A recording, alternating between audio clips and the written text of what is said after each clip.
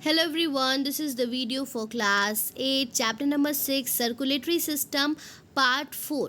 पिछले 3 parts already uploaded हैं जो कि आपको क्लास 8 की प्लेलिस्ट में मिल जाएंगे। ये पार्ट काफ़ी छोटा होने वाला है क्योंकि जो भी टॉपिक्स अब इसके बचे हैं वो हम इसमें डिस्कस करेंगे एंड फिर नेक्स्ट पार्ट में पार्ट 5 में मैं आपको टेस्ट योरसेल्फ के सॉल्यूशंस प्रोवाइड कर दूंगी। तो पिछले वीडियो में हम blood transfusion and blood groups in सब के बारे में पढ़ के आए हैं। अब हम डिस्कस करेंगे conditions related to the functioning of the heart, मतलब हार्ट की फंक्शनिंग से रिलेटेड जो कंडीशंस है उसके बारे में बात करेंगे। तो सबसे पहले पाल्पिटेशन, ठीक है। तो पाल्पिटेशंस क्या है? Palpitations are the feelings that the heart beats are unusually strong और वेरी रैपिड, मतलब जब आपकी दिल की धड़कन नॉर्मल से ज़्यादा हो जाती है उसको कहते हैं palpitation. So usually palpitations are not harmful but can be a sign of some serious heart condition.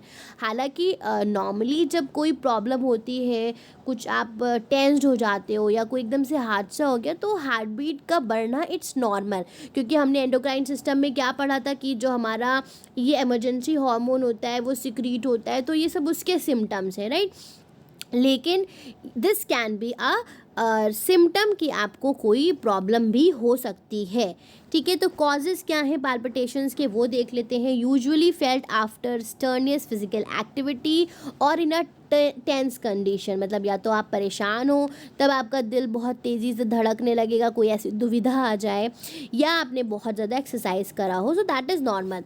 May be due to imagination as a heart's appear to skip a beat, jump और race, ठीक है। और किसी चीज़ को imagine करके anything like that, stress और anxiety के वजह से abnormal heartbeats which may be due to smoking, heavy drinking और intake of caffeine। अगर आप बहुत ज़्यादा स्मोकिंग करते हो, ड्रिंक लेते हो या कैफ़ीन इंटेक करते हो तो उसके वजह से भी ये सारी प्रॉब्लम्स होती हैं। Increase heart beats above 100 beats per minute, ठीक है। Abnormal functioning of the auricles, अगर आपकी जो हार्ट बीट है वो क्या है, आपका हार्ट की फंक्शनिंग प्रॉपर नहीं है और जो हार्ट बीट है वो बढ़ी हुई है, so that is also palpitation. And अगर ऑरिकल्स प्रॉपर फंक्शनिंग नहीं करते हैं तो ये क्या है, पहली problem that is the palpitation. दूसरी प्रॉब्लम के बारे में हम बात करेंगे that is the cardiac arrest. Cardiac arrest क्या है? Sudden failure of the heart to pump blood, मतलब एकदम से हार्ट फेल हो जाता है, ब्लड को पंप नहीं कर पाता है, ठीक है। पंप करने का जो काम है वो ख़त्म हो जाएगा, वो फेल हो जाएगा। It symptoms are sudden collapse, तो एकदम से इसमें सिम्टम्स क्या होते हैं कि दिल कोलैप्स हो जाता है, नो पल्स और धड़कनें ख़त्म हो जाती हैं, no breathing and loss of consciousness. This may be preceded by the chest pain. अब जैसे जब हार्ट कार्डियक अरेस्ट आने से पहले क्या होता है कि सीने में दर्द, डिजीनेस, सांस लेने में दिक्कत और एकदम से आँखों के आगे अंधेरा आ जाता है, ठीक है। So this is the cardiac arrest. Heart conditions that lead to cardiac arrest, मतलब ये जो कंडीशन है ये कैसे आती है? अगर आपको कोई कोरोनरी आर्टरी डिजीज़ है, पोटेशियम लेवल ब्लड में कम है, बहुत ज़्यादा खून बह गया है या हार्ट फेल हो गया है, हार्ट की मसल्स जो है वो बढ़ गई हैं, valvular heart disease, leaking and narrowing of the heart valves, अगर जो वॉल्व्स हैं हार्ट की उसमें कहीं लीकिंग है या वो बहुत ज़्यादा पतली हो गई हैं, या फिर वेंट्रिकल्स अगर सही से काम नहीं कर रही हैं, तो इन सब के वजह से कार्डियक अरेस्ट आता है। रिस्क फैक्टर क्या है? अगर आपकी फैमिली में ये प्रॉब्लम है, अगर आपका ब्लड कोलेस्ट्रॉल लेवल बढ़ा हुआ है, आपका वज़न बहुत ज़्यादा है, आपका ब्लड प्रेशर बढ़ा रहता है, आप ड्रग्स लेते हो, स्मोकिंग करते हो या डायबिटीज़ करते हो, तो इन सारी चीज़ों की वजह से कार्डियक अरेस्ट क्या है, कॉमन है। उसके बाद आते हैं हाइपरटेंशन, जिसको HTN और HT कहते हैं। Hypertension is also known as high blood pressure, जब आपका ब्लड प्रेशर क्या है, बढ़ा हुआ है। और हमने बात करी थी कि ब्लड प्रेशर क्या होता है, वो प्रेशर जो ब्लड वॉल्स पे एक्सर्ट करता है। It is a condition in which blood pressure in arteries remain persistently higher than normal. 120/80 से ज़्यादा अगर कंटिन्यूसली ब्लड प्रेशर तेज़ रहता है तो वो क्या है, हाइपरटेंशन है। जैसे 140/90 रहता है। In hypertensive heart the wall of the ventricles get thickened. तो उसमें क्या होता है कि जो वॉल्स होती है वेंट्रिकल्स की वो मोटी हो जाती हैं। This causes the cardiac muscles to work harder, increasing the risk of heart attack. Very high blood pressure may cause dizziness. तो उससे क्या होता है कि हार्ट अटैक के चांसेस बढ़ जाते हैं। कॉजेज़ क्या है हाइपरटेंशन के? हेरिडिटी मतलब जेनेटिक्स है, बहुत ज़्यादा मोटापा, फिजिकल एक्टिविटीज़ का ना होना, कैफीन का इंटेक ज़्यादा होना, cigarette smoking, process food, stress, use of oral contraceptive pills, diet with high salt in pregnancy. तो इन सभी वजह से क्या होता है, आपका ब्लड प्रेशर हाई होता है और उससे क्या क्या हो सकता है ये हम ऑलरेडी बात कर चुके हैं। उसके बाद बच्चों हम बात करते हैं हार्ट अटैक की। तो हार्ट अटैक क्या है? जब ब्लड सप्लाई हार्ट मसल्स को नहीं मिलता है उसको हार्ट अटैक कहते हैं। और ब्लड सप्लाई क्यों नहीं मिलेगी? जब क्लॉटिंग या ब्लॉकेज हो जाएगी कॉरोनरी आर्टरी का, जो कि हार्ट मसल्स को ब्लड सप्लाई करता है, उसके वजह से हार्ट फेलियर होता है या फिर कार्डियक अरेस्ट होता है। तो ये क्या है? ये हार्ट अटैक है। हार्ट अटैक को आप ये समझो कि जब ब्लड सप्लाई हार्ट को ना मिले तो वो क्या है? हार्ट अटैक है। ठीक है, आगे बढ़ते हैं। एक और सिस्टम के बारे में अब हम बात करते हैं, lymphatic system. So the lymphatic system consist of lymph. Lymph क्या है? जैसे एक ब्लड एक फ्लूइड है, उसी तरह से लिम्फ एक फ्लूइड है। लिम्फ वेसल्स जैसे ब्लड की वेसल्स थी, एंड लिम्फ नोड्स। तो ये सारी चीज़ें बहुत इंपॉर्टेंट है, ये भी लिम्फैटिक सिस्टम एक इम्पॉर्टेंट रोल प्ले करता है। तो लिम्फ क्या है? फिल्टर्ड ब्लड, छना हुआ ब्लड है। It is a clear watery fluid. ठीक है, तो विदाउट प्रोटीन एंड आरबीसीज। तो ब्लड में से प्रोटीन और आरबीसीज जैसे हट जाएं तो दैट इज़ द लिम्फ।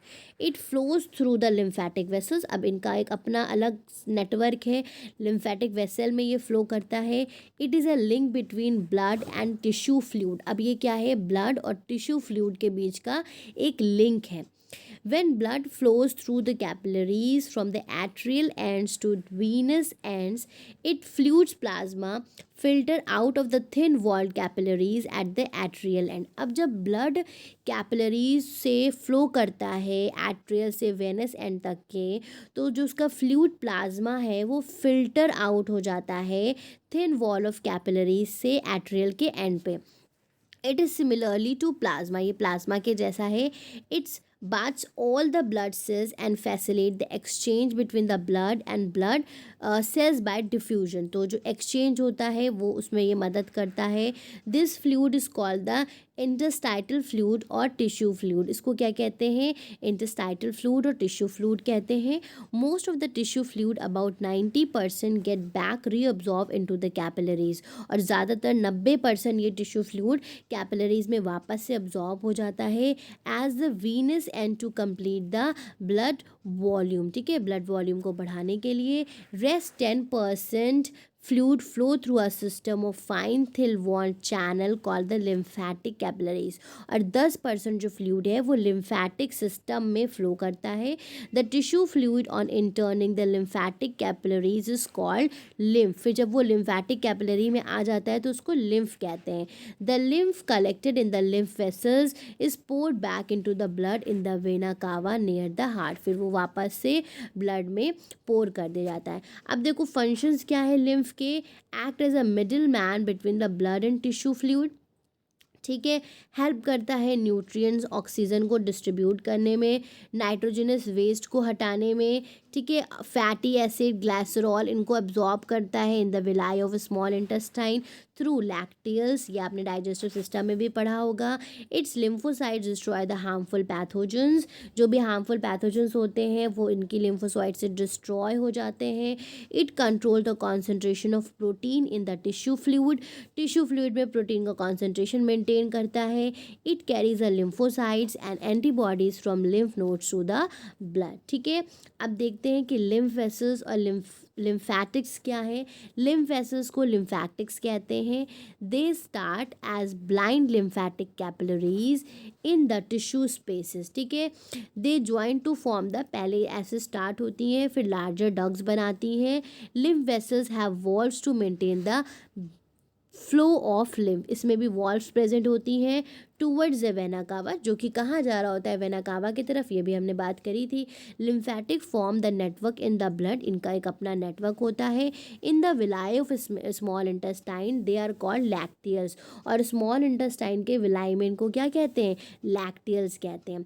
अब देखते हैं हम कि लिम्फ नोड्स क्या हैं। Lymph nodes are formed of lymphatic tissues. जो लिम्फ नोड्स होती हैं वो किसकी बनी होती हैं, लिम्फेटिक टिश्यूज़ की बनी होती हैं। They are the sites of lymphocytes maturation. ठीक है, ये क्या है, लिम्फोसाइट मैचुरेशन की साइट्स होती हैं lymph nodes. Thymus and spleen are the lymphatic organ, और थाइमस और स्प्लीन क्या है, ये लिम्फेटिक ऑर्गन्स है। Tonsils and adenoids are the masses of lymphatic tissues, और ये क्या है, ये लिम्फेटिक टिश्यूज़ के मासेस हैं।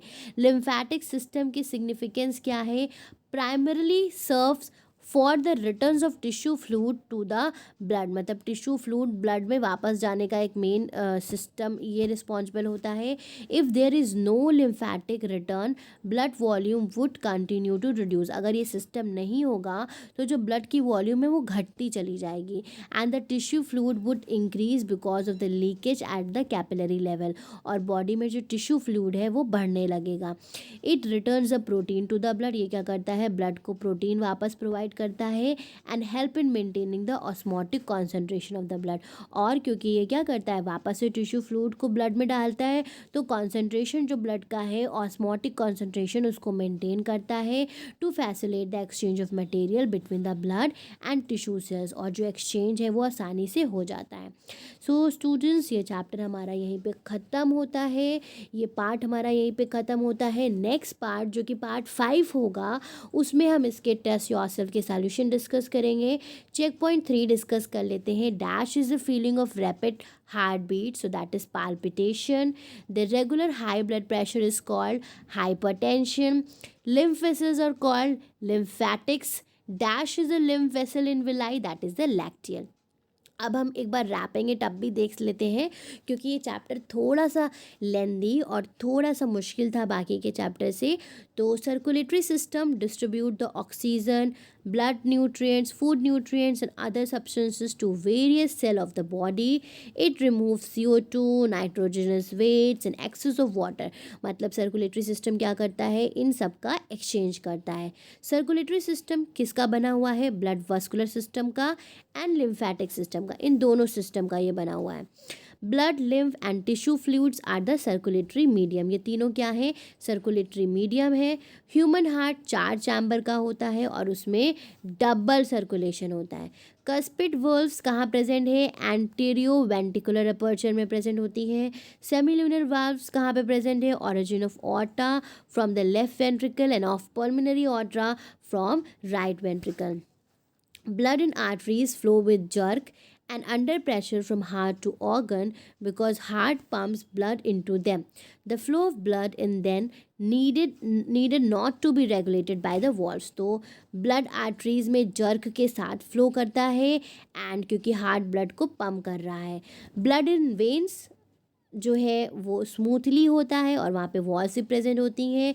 वेन्स स्टार्ट्स एज कैपिलरीज और फिर वो लार्जर वेन्स फॉर्म करती हैं, ये क्या कैरी करती हैं, डीऑक्सीजेटेड ब्लड कैरी करती हैं। Arteries begins at largest vessels, arteries aorta form करती हैं, branch and rebranch into the capillaries. Palpitation, cardiac arrest, hypertension, ये सब क्या है, अबनॉर्मल फंक्शनिंग है हार्ट की। लिम्फ क्या है, फिल्टर ब्लड है and a connecting link between the tissue fluid and a blood. So students, that it's in this video. Next video में जो कि इसका पार्ट होगा टेस्ट योरसेल्फ सॉल्यूशन का, उसमें मैं आपको सारे solution with proper explanation provide करूँगी। सभी वीडियोस को एंड तक के देखिए, अगर कोई चीज़ नहीं समझ में आई है तो उस वीडियो को फिर से देखिए एंड कमेंट सेक्शन में आप मुझसे कमेंट करके पूछ सकते हैं। Thank you everyone for watching the videos.